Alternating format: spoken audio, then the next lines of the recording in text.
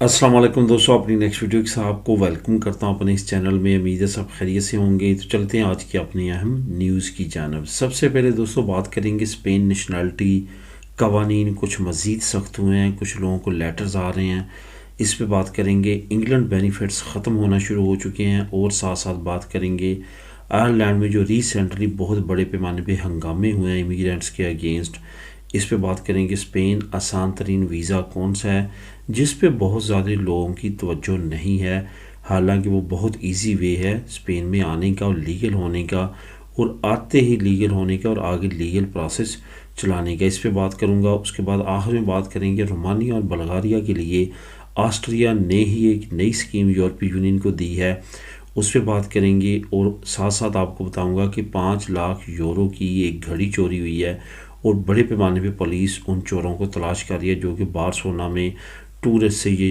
घड़ी जो है वो चोरी की गई है। इस पे वीडियो के आखिर में मैं आपको बताऊंगा। इसके साथ साथ आपको ये बताता चलूँ कि नीचे आपको जो लिंक मिलेंगे वो एक तो आपको मिलेगा जो रोमानिया और बल्गारिया की नई स्कीम है इससे रिलेटेड, और दूसरा ये जो घड़ी चोरी हुई है और पुलिस बड़े पैमाने पे जो है वो लोगों को तलाश कर रही है, चोरों को, इस पे बात करेंगे। और आपको ये भी बताता चलूँ कि लिंक भी मौजूद हैं। और जो दोस्तों का एक दो दोस्तों का कमेंट आया कि आपका लिंक काम नहीं कर रहे, जो कि मैंने चैनल्स के शेयर किए हैं, तो बिल्कुल वो काम कर रहे हैं। आप उनको कॉपी पेस्ट करके, अगर वैसे आपका क्लिक जो है वो बेस नहीं है तो आप उसको कॉपी पेस्ट करके उन चैनल्स पे जा सकते हैं। बहरहाल मैंने सारे लिंक चेक किए हैं, सारे लिंक ठीक हैं और काम कर रहे हैं और करेक्ट चैनल पे लेके जा रहे हैं।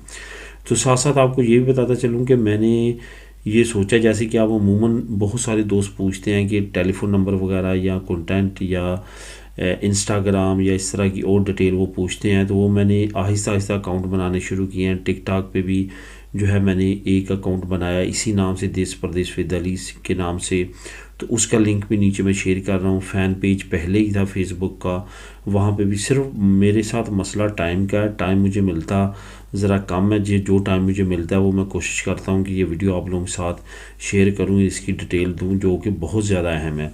उसके बाद सेकेंडरी चीज़ें वो भी इंशाल्लाह ताला आहिस्ता आहिस्ता नसात चलती रहेंगी और वो उस पर भी काम शुरू करेंगे। तो दोस्तों जो लिंक मौजूद हैं वहाँ पे जाएं, उनको सब्सक्राइब करें। टिकटॉक पे भी अब मैं हूँ और फ़ैन पेज भी है, उसको भी फॉलो करें, तो मज़ीद वहाँ पे भी इंशाल्लाह ताला राब्ता रहेगा और आपको इन्फॉर्मेशन मिलती रहेगी। स्पेन नेशनलिटी कवानीन मज़ीद सख्त होना शुरू हो चुके हैं। ये मैं इस वजह से कह रहा हूँ कि बेशुमार लोग ऐसे हैं जो मेरे जानने वाले हैं जिनके छोटे छोटे क्राइम रिकॉर्ड थे आज से 10 साल 15 साल पहले के, और उनके रिज़ल्ट आ चुके थे। उन्होंने जो उनके अगेंस्ट गए थे उन्होंने जुर्माने पे किए थे, जो उनकी फेवर में गए थे वो जो अगेंस्ट था उससे उन्होंने अपने बेनिफिट ले लिए थे। तो ये तमाम चीज़ें क्लियर हो चुकी थी, लेकिन फिर भी अब नेशनलिटी के प्रोसेस पे आके, हालांकि उनका जो पिनालिस है वो बिल्कुल क्लियर आया है और उन्होंने साथ लगाया है, और खुस्तीसिया के पास ही सारा पेनालिस का रिकॉर्ड होता है, सारा कुछ उनको मालूम है। लेकिन फिर भी लोगों को लेटर्स वसूल हो रहे हैं कि फ़लाँ वक्त में फ़लाँ डेट पे फ़लाँ मसला हुआ था, उसका हमें एक क्लियरेंस लेटर दिया जाए। और बाज़ औक़ात बहुत छोटे छोटे मुकदमात हैं जिसमें उन्होंने की सीडीज़ वगैरह सेल करते हुए कोई और इलीगल मटेरियल जिसमें वो उनका आलता नहीं था क्योंकि उनके पास डॉक्यूमेंट नहीं थे उस वक्त, जो उनको जुर्माने हुए थे, इस तरह के लेटर जो हैं वो भी उनको रिसीव हो रहे हैं। इस वजह से आपको बताना चाहूँगा कि जिन लोगों की नेशनलिटी काफ़ी अरसे से जमा है और वो रिकुर्सो भी नहीं कर रहे और वैसे भी उनका रिज़ल्ट नहीं आ रहा, वो लाजमी तौर पे रिकुर्सो की तरफ जाएं। ये मैं उन लोगों का कह रहा हूँ जिन लोगों को का रिज़ल्ट नहीं आ रहा था, वो रिकुर्सो की तरफ गए हैं और अब उनके लेटर जो हैं उनको डिजिटल सर्टिफिकेट पे मेल पे रिसीव होना शुरू हो चुके हैं। इट्स मीन कि वो उस वक्त तक आपकी फ़ाइल को ओपन नहीं करते कि डिले किस वजह से है, जब तक आप उनके रिकुर्सो नहीं करते। इस वजह से मैं हमेशा कहता हूँ कि जैसे आपका साल मुकम्मल होता है रिकुर्सो की तरफ जाएं। रिकुर्सो की तरफ जाने से ये होगा कि आपका एक तो रिज़ल्ट जो है वो जल्द आ जाएगा, दूसरा आपके अगर रिज़ल्ट में कोई मसला है तो वो साफ खुल के सामने आ जाएगा, आप उसका सद्देबाब कर सकते हैं। एक और बहुत अहम बात दोस्तों आपको बताता चलूँ कि आपने जो रिकुर्सो करवानी है, उठ के कोई भी किसी वकील के पास नहीं चले जाना, बल्कि ऐसे वकील के पास जाना है जिससे पहले आपका कोई जानने वाला आपके कोई दोस्त का कोई जानने वाला, आपके कोई दोस्त का आगे दोस्त, इस तरह किसी बंदे ने उस वकील से पहले काम करवाया है और उसकी टाइम की जो वैल्यू है वो काफ़ी ज़्यादा उसकी बेहतर है, यानी कि वो 2 महीने में 3 महीने में आपके कोर्सों का रिज़ल्ट निकलवा देता है। तो ऐसे वकील के ज़रिए अप्लाई करें, बेशक 50 यूरो दूसरे वकीलों से ज़्यादा हो, लेकिन ऐसे वकील के पास आप जाएंगे तो वो बेहतर तौर पे आपका रिज़ल्ट लेके आएगा और जल्दी आपका काम हो जाएगा। इन बातों पे अमल करेंगे तो इंशाल्लाह ताला बहुत जल्दी आपके रिज़ल्ट्स अच्छे अच्छे आना शुरू हो जाएंगे। तो दोस्तों आगे बात करते हैं इंग्लैंड बेनिफिट्स ख़त्म होने का। इंग्लैंड ने आहिस्ता आहिस्ता बेनिफिट्स ख़त्म करना शुरू कर दिए हैं, जिसमें अभी फाइनेंशियल बेनिफिट्स तो अभी नेक्स्ट स्टेप पे है। असल में मसले ये पैदा हुए कि वो ये जानने में कासर रहे अब तक कि इतनी बड़ी तादाद में जो इलीगल इमिग्रेंट्स यूके में आ रहे हैं वो इतनी बड़ी तादाद में यूके का ही रुख क्यों कर रहे हैं। इवन यूरोपीय यूनियन के ममालिक के अंदर से इंग्लैंड की तरफ सफ़र कर रहे हैं, जिसमें आपको मालूम है कि फ़्रांस से, बेल्जियम से बहुत बड़ी तादाद में कश्तियों पे लोग जो हैं इलीगल तौर पे यूके में इंटर होते थे। आखिरकार उनका यही रिज़ल्ट निकला है, क्योंकि यूके फैमिली बेनिफिट्स और रेफ्यूजी बेनिफिट्स और असाइलम सीकर बेनिफिट्स काफ़ी बड़े देता है, जिसकी वजह से ये इतनी बड़ी तादाद में यूके का रुख करते हैं। तो आहिस्ता आहिस्ता वो तमाम फैसिलिटीज़ उन्होंने ख़त्म करनी शुरू कर दी हैं। इसके साथ साथ यूके में अपने फैमिली मेम्बर्स को बुलाना बहुत ज़्यादा आसान है, वो आहिस्ता आहिस्ता रिस्ट्रिक्ट कर रहे हैं, ख़त्म कर रहे हैं। अभी रिसेंटली जो ऐलानात हुए हैं वो आपको मैं डे बाई डे बताता रहा हूँ, और मज़ीद कुछ ऐसे ऐलानात होने मुतवक्का हैं जिसमें फाइनेंशियली तौर पे भी कोई रिस्ट्रिक्शंस लग सकती हैं। आने वाले वक्त में बेशुमार नई अपडेट्स आ सकते हैं और इलेक्शन से पहले काफ़ी नए इक़दामात सामने आ सकते हैं जो कि ये अगेंस्ट टू इमिग्रेंट्स करेंगे।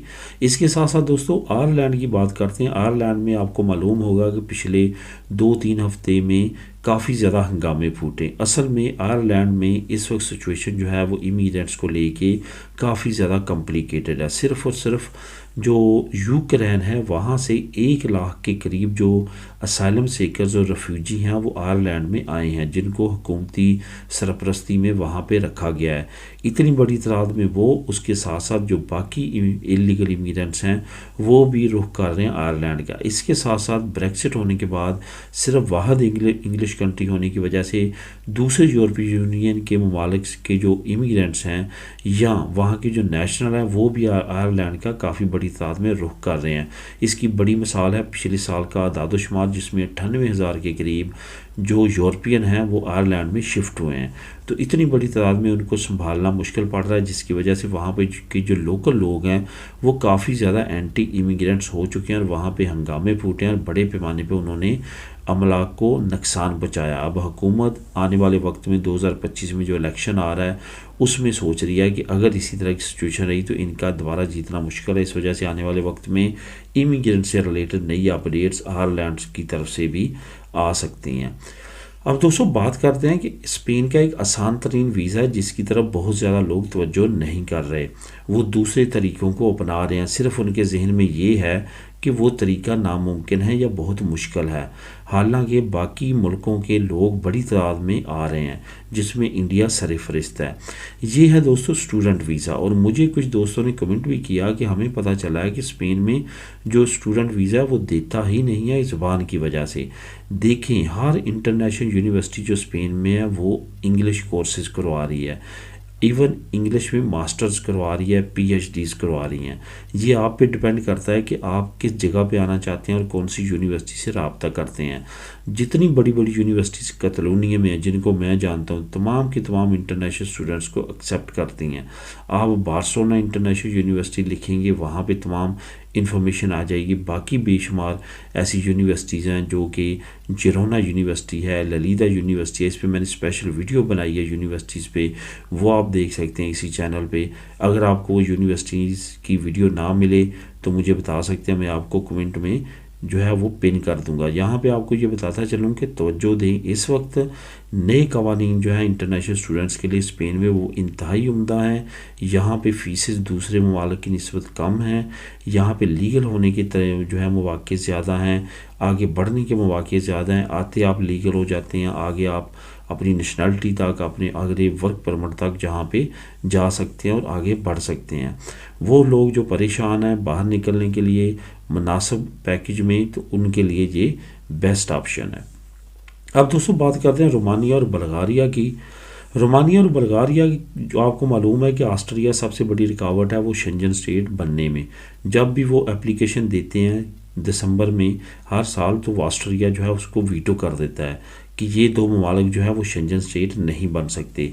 अब ऑस्ट्रिया ने ही एक तजवीज़ दी है यूरोपीय यूनियन को, जिसका मैं लिंक नीचे आपको दे दूंगा, कि बल्गारिया को, रोमानिया को एयर शेंजन फैसिलिटी दी जाए, यानी कि वो उसके शहरी जो हैं, वहाँ की जो नेशनल हैं, वो बाई एयर दूसरे शेंजन ममालिक में बगैर जो है वो किसी तरह की रुकावट के जा आ सकते हैं, जैसे दूसरे शेंजन ममालिक के जा सकते हैं। इस पर यूरोपीय यूनियन ने काफ़ी खुशी का इजहार किया है और आने वाले वक्त में रोमानिया और बल्गारिया के लोगों को एयर शेंजन फैसिलिटी मिल सकती है। इसका लिंक भी आपको नीचे डिस्क्रिप्शन में मिल जाएगा। अब बात करते हैं बार्सिलोना में 5 लाख की एक घड़ी चोरी हुई है, जो कि टूरिस्ट पासा दी ग्रासिया पे क्रिसमस लाइट्स देख रहे थे। 8 ये दिसंबर की बात है, जुमे की, और शाम 4 बजे के करीब कुछ लोग पैदी नेते पे आए और उन्होंने उनकी घड़ी छीनी और वो रफू चक्कर हो गया। बड़े पैमाने पे उन लोगों को तलाश किया जा रहा है और पुलिस के लिए ये चैलेंज बन चुका है। असल में वो घड़ी 5 लाख यूरो उसकी प्राइस थी, जो कि इंतहाई महंगी थी, और उन लोगों को ये पता था कि ये घड़ी इंतहाई महंगी है और उन्होंने उस घड़ी को उन टूरिस्ट से छीन लिया है। इसके बाद काफ़ी बड़े पैमाने पे तलाशी जारी की गई है, कैमरे चेक किए जा रहे हैं और बड़े पैमाने पे उनको तलाश किया जा रहा है। इस तरह की बाकी एक्टिविटीज़ भी काफ़ी बार्सिलोना में होती हैं। इवन तमाम जो टूरिस्ट सिटीज़ हैं दुनिया में, उनमें इस तरह की लगभग चोरियाँ और मसले मसाइल रहते हैं। अब देखते हैं कि ये पुलिस का जो चैलेंज है उनको मिला है वो पूरा कर पाते हैं या कि नहीं। तो दोस्तों ये थी आज की अहम न्यूज़ और इन्फॉर्मेशन। मिलेंगी नेक्स्ट वीडियो में। दुआओं में याद रखिएगा। अल्लाह हाफिज़।